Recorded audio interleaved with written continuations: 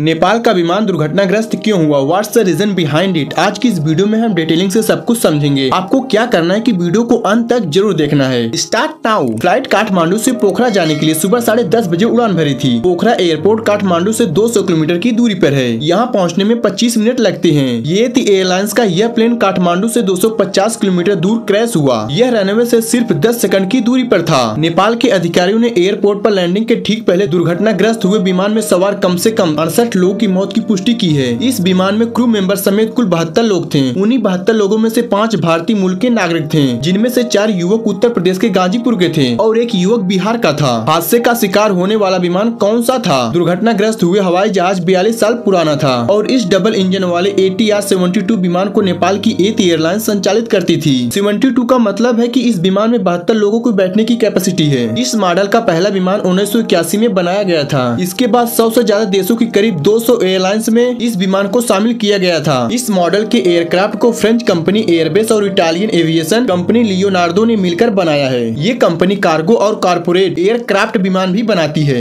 नेपाल में हुए विमान हादसे की असली वजह क्या है? रविवार को हुए विमान हादसे को लेकर civil aviation authority of Nepal ने कहा है कि मैकेनिकल खराबी की वजह से यह दुर्घटना हुई है। हालांकि असली वजह ब्लैक बॉक्स के जरिए ही पता चलेगी। ब्लैक बॉक्स मिलने को लेकर अभी तक कोई जानकारी सामने नहीं आई है। हम आपको बता दी कि ब्लैक बॉक्स का रंग काला नहीं होता है, बल्कि ऑरेंज कलर का होता है। यह स्टील या टाइटेनियम से बनी इलेक्ट्रॉनिक रिकॉर्डिंग डिवाइस है, जो विमान के क्रैश होने पर उसकी असली वजह जानने में मदद करती है। रिपोर्ट्स के मुताबिक अब तक की जांच और चश्मदीदों से मिली जानकारी के मुताबिक जो बातें सामने आई है, उनमें से लैंडिंग पैड यानी कि हवाई पट्टी बदलने के फैसले को लेकर सबसे ज्यादा सवाल उठ रहे हैं। एयरपोर्ट के अधिकारी के मुताबिक पोखरा में दुर्घटनाग्रस्त हुए एथ एयरलाइंस की विमान ने रनवे से 25 किलोमीटर की दूरी तक आने के बाद अपना लैंडिंग पैड बदल लिया था, लेकिन फिर अचानक विमान के पायलट ने एयर ट्रैफिक कंट्रोल से कहा, मैं अपना निर्णय बदल रहा हूं। अधिकारी के मुताबिक पायलट को रनवे नंबर 30 पर उतरने की अनुमति दी गई थी, लेकिन प्लेन में बैठे पायलटों ने रनवे नंबर 12 पर उतरने की अनुमति मांगी। हालांकि उनको अनुमति दे दी भी गई थी। इस एयरपोर्ट पर पूर्व और पश्चिम दोनों दिशाओं से विमान उतरते रहते हैं। पूरब से लैंडिंग के लिए विमानों को रनवे नंबर 30 पर और पश्चिम से लैंडिंग के लिए विमानों को रनवे नंबर 12 पर उतरना पड़ता है। लैंडिंग की मंजूरी मिलने के बाद विमान विजिबिलिटी स्पेस में आ गया था, यानी कि उसे कंट्रोल टावर से देखा जा सकता था। इस आधार पर एयर ट्रैफिक कंट्रोलर ने अनुमान लगाया कि विमान 10 से 20 सेकंड में रनवे पर उतर जाएगा। एयरपोर्ट के ट्रैफिक कंट्रोलर ने बताया कि मोड़ के दौरान जब विमान का लैंडिंग गियर खोला गया था, तो विमान स्टॉल हो गया और नीचे की तरफ जाने लगा। स्टॉल का मतलब होता है कि विमान का अपनी ऊंचाई को मेंटेन रखने में नाकाम हो जाना। अधिकारी के मुताबिक कंट्रोल टावर से विमान पूरी तरह साफ नजर आ रहा था। हवाई अड्डे के अधिकारी ने बताया कि मौसम बिल्कुल साफ था और सारी उड़ानें भी नियमित थी। मौसम से कोई भी दिक्कत नहीं होने वाली थी। हवाई अड्डे के अधिकारियों के मुताबिक विमान विजुअल फ्लाइट रूल्स VRF तकनीक का इस्तेमाल करके प्लेन लैंडिंग करने वाला था। VRF तकनीक का इस्तेमाल विमानों के पायलट साफ मौसम में उड़ान भरने और उतरने के लिए करते हैं। मैं आपको बता दूं कि पोखरा इंटरनेशनल एयरपोर्ट 1 जनवरी 2023 से ही चालू हुआ था। इसी साल इसका उद्घाटन करने नेपाल के प्राइम मिनिस्टर पुष्पा कमल दहाली खुद आए थे। हालांकि मैं इस बात को भी ऐड कर दूं,